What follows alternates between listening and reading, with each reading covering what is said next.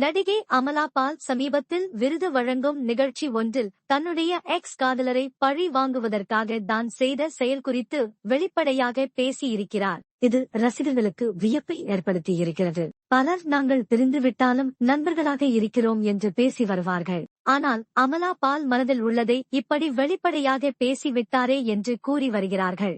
என்ன நடந்தது என்று பார்க்கலாம். சினிமாவில் ஒரு சில நடிகர் நடிகைகள் தான் நிஜத்திலும் மனதில் பட்டதை தைரியமாக பேசிவிடுகிறார்கள். ஒரு சிலர் சினிமாவில் நடிப்பது போலவே நிஜத்திலும் நடித்துக் கொண்டிருக்கிறார்கள்.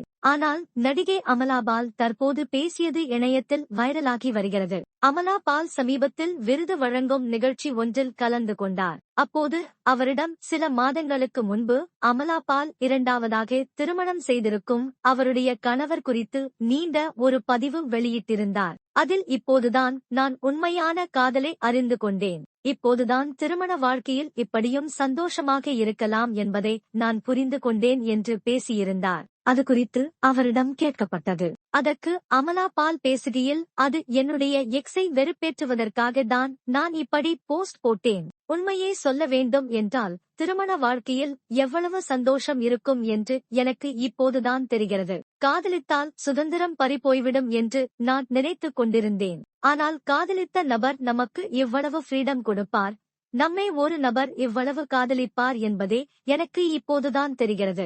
எதையும் எதிர்பார்க்காமல் நமக்காக அன்பை கொட்டும் நபரை பார்க்கும்போது இப்படியும் ஒரு காதலர் இருப்பாரா என்று எனக்கு வியப்பு வருகிறது.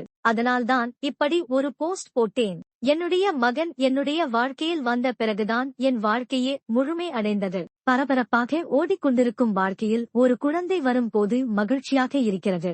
இப்போது எனக்கு ஒரு குழந்தை இருக்கிறது, என்னை உண்மையாக நேசிக்கும் ஒரு கணவர் இருக்கிறார், அதனால் திருமண வாழ்க்கை சந்தோஷமாக இருக்கிறது என்று பேசியிருக்கிறார்.